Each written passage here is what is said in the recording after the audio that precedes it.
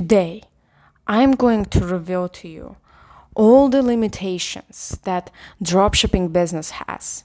But before that, let's take a look. Why do so many people start dropshipping business? Well, it's because it requires a low startup cost. So first month they charge you $1. Yeah, you heard me right. $1 to use a Shopify for 1 month. So you can build your online store. You can do all those things for just $1.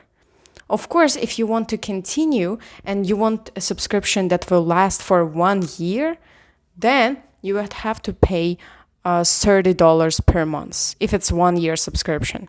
If it's monthly subscription, here you go, pay $40. It's still nothing comparing to other business modules that are much more expensive, require inventory, maybe rent and other legal documents, and everything costs money, as you know. So it's not as expensive as other business modules. So it's pretty good. Second biggest reason why people decide to start a dropshipping business is that it does not require you to have any legal documents whatsoever, at least at the beginning. While your business is new, you don't have to establish all those things before you move to actual business and things like that. But in restaurant, you have to have all your docs from the beginning. You have to legally establish your business. In dropshipping, you don't have to do it immediately. When it comes to tax, you don't have to worry about all of that until you make real money. It does not require you to have a formal education. You do not have to have a physical store, which is a great advantage. You can be really flexible with your work. You can do it from home, you can travel and still earn money. It gives you that opportunity. With corporate job, you have to go to the office, work 9 to 5, and you don't have a freedom of time and place. In some job positions like HR, some editors, they work online from home, but that's not the case for most jobs. So it's a huge advantage. When it comes to scalability, you can basically scale your business.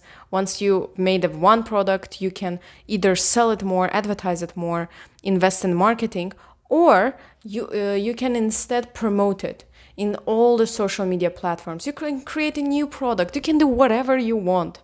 And that's why it's easy to scale. It's very flexible to work in this industry, and anyone can start it. And it seems almost perfect, right?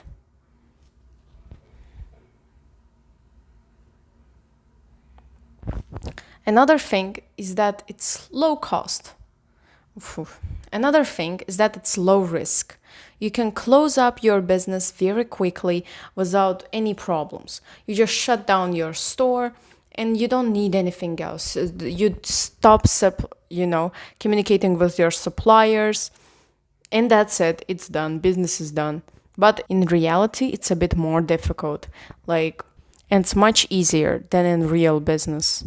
Another advantage of starting a dropshipping business is that you don't need any inventory, which is awesome, right? You don't have to have stock of boxes in your apartment and everything and thinking, where am I gonna put this and that? But before, as far as I'm not mistaken, people used to do that. Then they learned that they can actually avoid that and ship directly to the customer. They order from their name for their price, and the supplier ships and does all the fulfillment by themselves, which is perfect. So now that's how the e-commerce business operates. It's awesome. And it almost seems so perfect and unrealistic that you are already going on your computer, searching Shopify, start dropshipping business, paying your first $1, until you notice there are some constraints to this business module, which I am going to tell you now.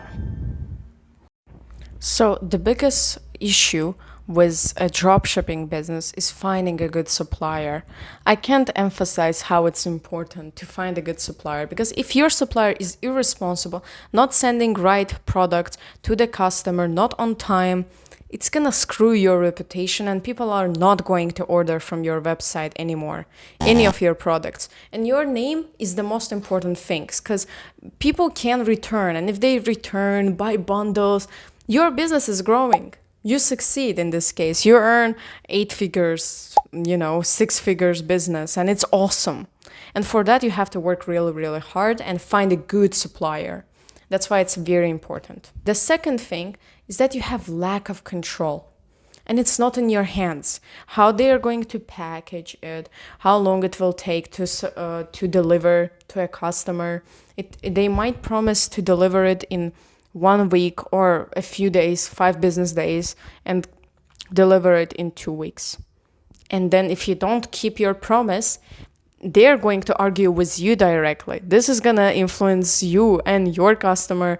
Your customers are going to be dissatisfied with your service and products. And suppliers, they carry no responsibility about that. And this is the worst thing. Another issue these days is shipping problems. Again, they may not deliver, not on time, damage product, require a refund. How are you going to manage a refund? That's a big deal. And it's a bit sad because you calculated your revenue, maybe even you calculated net for this month, and then someone says, I want to return. The other person says, I also want to return and get my money back because the product wasn't what I expected.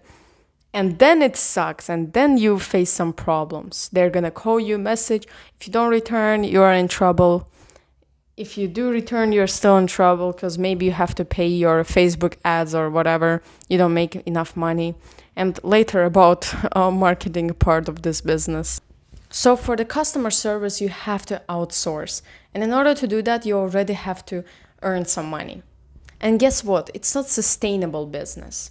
You don't know this month you're going to sell 2,000 units or 500 units. So you don't know if you can afford somebody to work in your customer service or not. Or same with ads. How many ads are you going to buy this month? You don't know. It's very uncertain. Of course, it's limitless. You can earn as much money as you can. And skyrocket your sales. At the same time, you don't know. Maybe you're going to have 0 sales this month. Especially if you're a beginner, you don't know how to sell. It's going to be very difficult and unpredictable in that sense. Now that we covered everything, you know all the advantages and disadvantages. And when starting any business module, you should realize what are the strengths and weaknesses of that specific business module. And yes, it's a very good business module. However, you should still consider those disadvantages. How am I going to find a supplier? What am I going to do with the customer service? What if things don't work ideally, as all those YouTubers says, like, oh, perfect, 6 grand, 7 grand, whatever. That's not the case all the time. So that's something to consider. If you want to know my experience with dropshipping, click here to see how I opened my dropshipping business and how did it end up. And subscribe to my channel if you want to see more content.